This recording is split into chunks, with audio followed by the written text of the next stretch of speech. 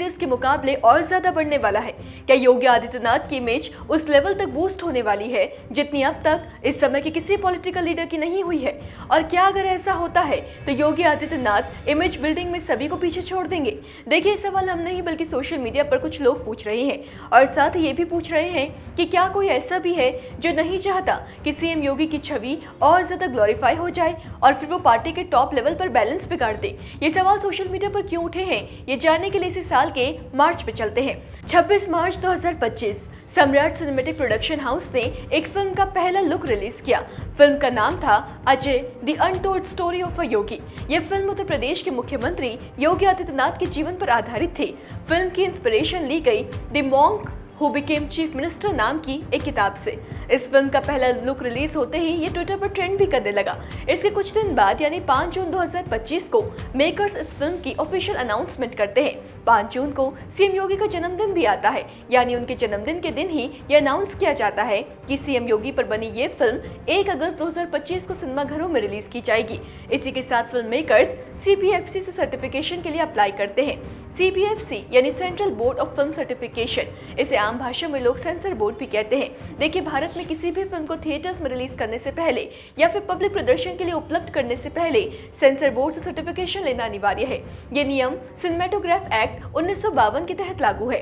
CBFC का काम ये सुनिश्चित करना है कि फिल्म का कंटेंट पब्लिक सेंटिमेंट्स, नैतिकता या कानून व्यवस्था को नुकसान न पहुंचाए। इसमें हिंसा, अश्लीलता, धार्मिक भावनाओं को ठेस या देश की एकता, सुरक्षा जैसे मुद्दों की जांच होती है। सिनेमेटोग्राफ एक्ट के तहत CBFC को यह अधिकार है कि वो फिल्म के कुछ हिस्सों को काटने, बदलने या पूरी तरह बैन करने का सुझाव दे।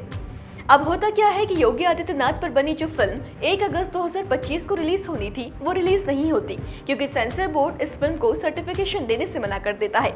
मीडिया रिपोर्ट्स के मुताबिक CBFC की तरफ से योगी आदित्यनाथ की जिंदगी पर बनाई गई इस फिल्म को लेकर 29 आपत्तियां दर्ज कराई जाती है, जैसे कि फिल्म में कथित तौर पर अश्लीलता, यूपी सीएम से NOC यानी कि नो ऑब्जेक्शन सर्टिफिकेट की डिमांड और पोटेंशियल डिफेमेशन। इस तरह की 29 आपत्तियां दर्ज कराई गई और आसान भाषा में कहें तो बोर्ड का तर्क था कि फिल्म योगी आदित्यनाथ पर आधारित होने से एक तो उनकी अनुमति जरूरी है, साथ ही इसमें कथित अश्लीलता और अपमानजनक सामग्री जैसे कि संवाद है, तो ये कहते हुए सर्टिफिकेशन नहीं दिया जाता। हालांकि बाद में CFC की रिवाइजिंग कमेटी 29 में से 8 आपत्तियों को खारिज करती है, लेकिन तब भी 21 कारण बरकरार रखते हुए फिर से फिल्म को खारिज कर दिया जाता है।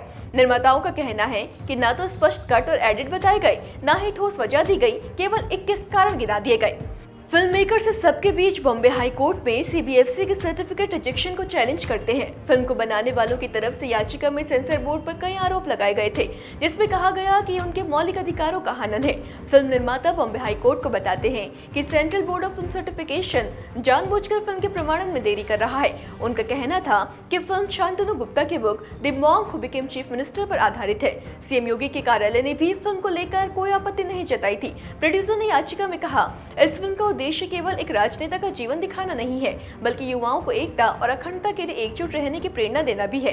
कोर्ट ने दलीलें सुनने के बाद कहा कि CBFC प्राकृतिक न्याय के सिद्धांत का पालन करने में असफल रहा है। जजों ने कहा कि इस मामले में कोई भी आदेश जारी करने से पहले फिल्म देखी जाएगी, यानी कि वो खुद फिल्म देखेंगे और तय करेंगे कि कुछ आपत्तिजनक है या नहीं। गौर कीजिए कि इससे पहले जब फिल्म के मेकर्स की तरफ से कोर्ट को बताया गया था कि CBFC के CEO ने मेकर्स को योगी आदित्यनाथ से मिलकर NOC लाने की शर्त पर सर्टिफिकेशन देने की बात कही है, तब कोर्ट ने सेंसर बोर्ड को फटकार भी लगाई थी। कोर्ट ने साफ साफ कहा कि CBFC ये नहीं कह सकता कि मुख्यमंत्री से NOC लेकर आइए। कोर्ट ने CBFC को हिदायत दी कि अगर फिल्म में कोई सीन, डायलॉग या कंटेंट आपत्तिजनक है तो उसका कारण बताइए, लेकिन किसी अफसर या नेता का सर्टिफिकेट लाने की जरूरत नहीं है। खैर, अभी जानते हैं कि जब कोर्ट ने फिल्म देखी तब कोर्ट ने क्या कहा। तो बताएं कि मीडिया रिपोर्ट्स के मुताबिक कोर्ट को किसी भी सीन में कुछ भी आपत्तिजनक नहीं नजर आया, यानी कि उत्तर प्रदेश के मुख्यमंत्री योगी आदित्यनाथ पर बनी फिल्म को बॉम्बे हाई कोर्ट से हरी झंडी मिल गई। 25 अगस्त को फिल्म की रिलीज पर फैसला देते हुए पीठ ने कहा कि फिल्म देखी है और उसमें कुछ भी आपत्तिजनक नहीं पाया गया है। न्यायमूर्ति रेवती मोहिते डेरे और न्यायमूर्ति नीला गोखले की पीठ ने सेंसर बोर्ड को film Ajey the untold story of a yogi को सर्टिफिकेट जारी करने का निर्देश देते हुए कहा कि अभिव्यक्ति की स्वतंत्रता और रचनात्मक आजादी को रोका नहीं जा सकता जब तक कोई ठोस आधार ना हो कि फिल्म से कानून व्यवस्था की स्थिति बिगड़ सकती है। तो ऐसे मिली फिल्म मेकर्स को राहत। मेकर्स ने फिल्म रिलीज की नई तारीख का ऐलान भी कर दिया है। अब ये फिल्म आप 19 सितंबर को देख सकते हैं।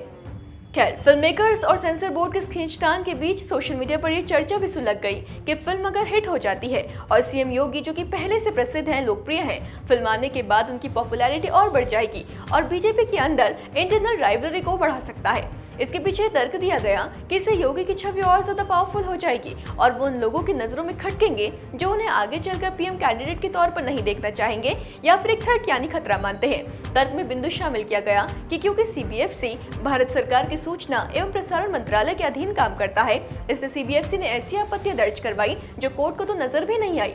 हालांकि सिर्फ सोशल मीडिया पर सुलगी चर्चा के बिंदु है, ऐसा कोई प्रमाण नहीं है जो ऐसे किसी भी आरोप को साबित करते हो। इस पर किसी लीडर की भी कोई प्रतिक्रिया नहीं रही है। आप बताइए, आप इस फिल्म को देखने के लिए कितने एक्साइटेड हैं और आप इस मामले के बारे में क्या सोचते हैं? फिलहाल विदा लेते हैं, फिर हाजिर होंगे। बने रहें देवभूमि इनसाइडर के साथ। देवभूमि इनसाइडर।